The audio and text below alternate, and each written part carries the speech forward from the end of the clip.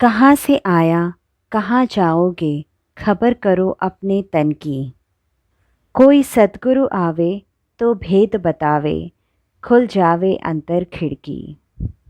जब हमें यह प्रश्न व्याकुल करने लगे कि हम कहाँ से आए और कहाँ चले जाएंगे, अर्थात हमारे जीवन का उद्देश्य क्या है, तब केवल सद्गुरु ही है जो हमारी मदद कर सकते हैं, जो भटके हुए मनुष्य को सही राह दिखा सकते हैं। पिछली कड़ी में हमने यह जाना कि गुरुदेव आश वांग्मय को जनसुलभ कराने में जुट गए हैं। उन्होंने माता जी को अपने 1 वर्ष के अज्ञातवास के बारे में बताया। यह एक ऐसी घोषणा थी जिससे गायत्री परिवार के सभी कार्यकर्ता अब तक अनभिज्ञ थे। यदि आधुनिक विद्वानों की माने तो वेदों का जो मंत्र भाग है वह यज्ञ अग्निहोत्र के समय पढ़े जाने वाले शब्दों का समूह मात्र है।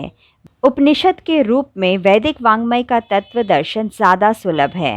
रह रह के गुरुदेव के मन में यह विचार उठता था कि उपनिषदों की संख्या 108 अवश्य है, लेकिन उपलब्ध संदर्भ में यह संख्या 15 से अधिक नहीं हो रही है।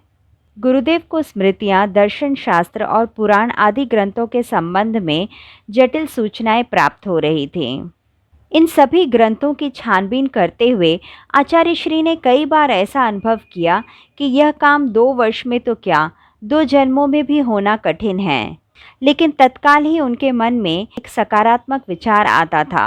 वह विचार यह था कि आश वाङ्मय को जनसुलभ कराना चाहे कितना भी कठिन हो, लेकिन यह कार्य समय पर पूरा हो जाएगा। कैसे पूरा होगा इसका कोई उत्तर फिलहाल तो नहीं था। आचार्य श्री ने लगभग 4 घंटे तक उपलब्ध सभी संदर्भ खंगाल लिए। आश वाङ्मय की एक रूपरेखा तय हो गई। आचार्य श्री उस रात को ठीक से सो नहीं पाए। आश वाङ्मय को लेकर उनके मन में कोई चिंता नहीं थी, पर उन्हें नींद आ नहीं रही थी।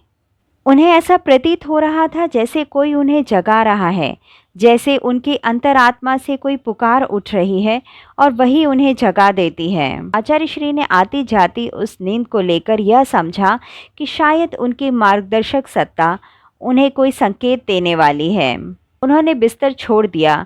घड़ी की ओर देखा तो 2 बजे थे। चूँकि आचार्य श्री को जल्दी उठने की आदत थी, इसीलिए वे उस समय उठ गए।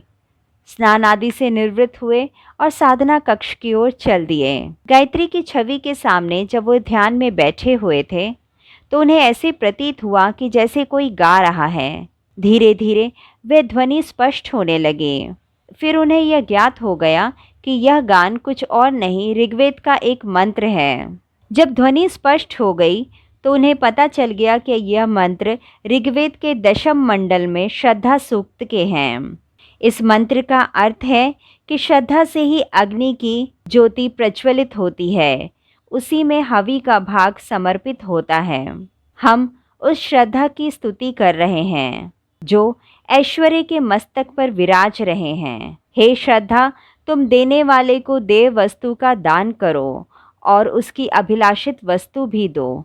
भोग और योग में से जिस किसी की भी प्राप्ति के लिए लोग आराधन कर रहे हैं, श्रद्धा तुम उन्हें वही देती हो।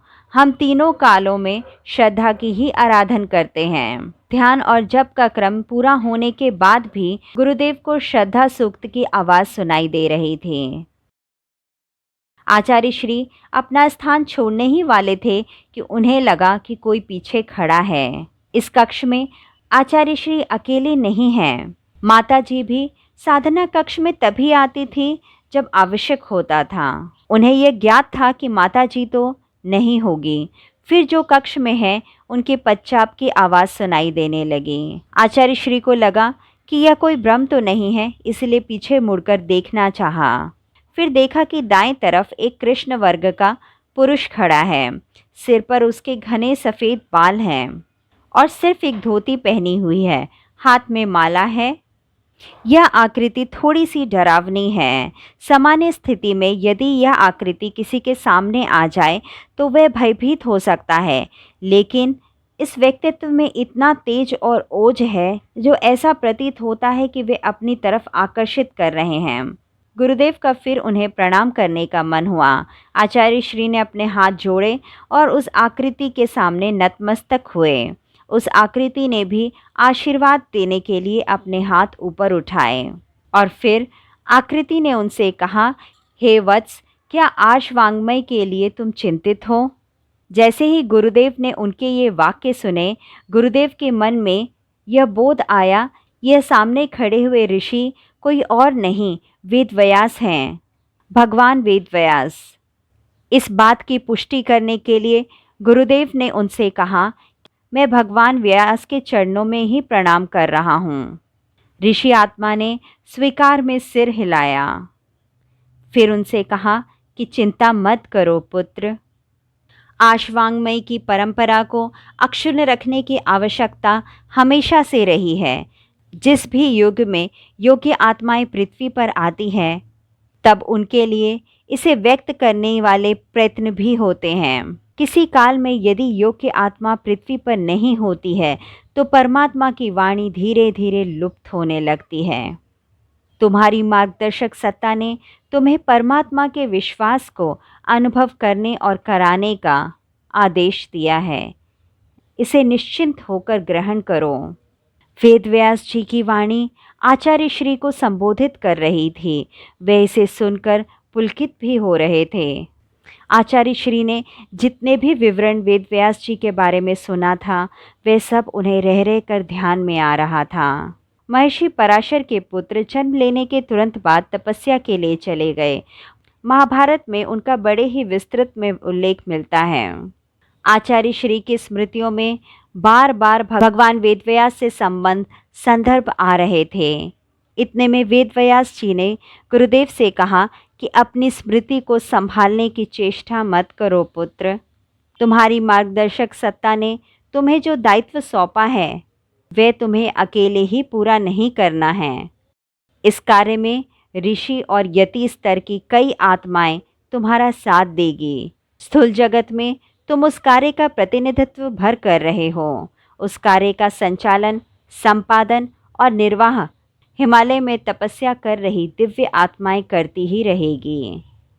फिर उस दिव्य चेतना ने बताया कि उनसे पहले महर्षि अंगिरा ने आदि युग में चले आ रहे परमेश्वर के विश्वास में से भौतिक उपयोग में आ रहे छंदों का संग्रह किया।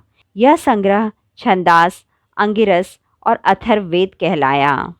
भगवान वेदव्यास की उपस्थिति को आचार्य श्री प्रत्यक्ष अनुभव कर रहे थे।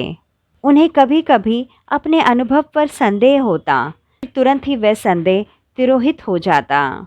तीसरी बार जब उन्हें संदेह हुआ तो ऋषि सत्ता ने निवारण करते हुए कहा कि यह कार्य एक ही चरण में पूरा नहीं हो जाना है।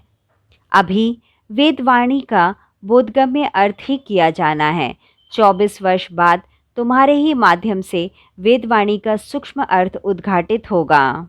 कारण अर्थ उसके भी उपरांत वह अध्येताओं के चित्त में ही प्रकट होगा। यह दृश्य कुछ ही क्षणों तक विद्यमान रहा।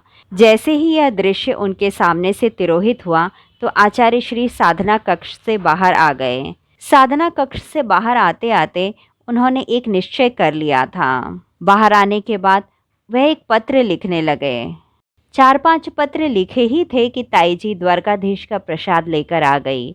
आचार्य श्री ने वह प्रसाद ग्रहण किया और ताईजी को सरल भाव से बताया, इस नवरात्रि में विद्वानों के स्वागत करने की तैयारी रखिए। नवरात्रि का अर्थ अप्रैल में आने वाले साधना से था। आचार्य श्री नवरात्रि के अवसर पर वैदिक विद्वानों की गोष्ठी का आयोजन बना रहे थे। इस तपोभूमि में वही साधक ठहरे हुए थे जिन्होंने 24,000 मंत्र जप का लघु अनुष्ठान किया था। उनके आवास की व्यवस्था की गई। मथुरा के कुछ पंडितों ने आचार्य श्री की गतिविधियों के बारे में यह भ्रम फैलाना शुरू कर दिया कि आचार्य श्री ने गायत्री के मंत्रों का तो दुरुपयोग किया ही है, पर अब वेदों का नाश करने पर तुल पड़े हैं। अपनी बात गुरुदेव तक पहुंचाने के लिए वे हनुमान प्रसाद पोद्दार के पास भी चले गए। पोद्दार जी के मन में सनातन धर्म के प्रति बहुत आस्था थी, पर उनका भी मानना था कि वेद शास्त्रों का अध्ययन हर किसी के लिए सुलभ नहीं होना चाहिए। परंतु उन्होंने आचार्य श्री के खिलाफ जाने से साफ मना कर दिया। वह एक विवेकी पुरुष हैं, वे जो भी करेंगे वे सही करेंगे।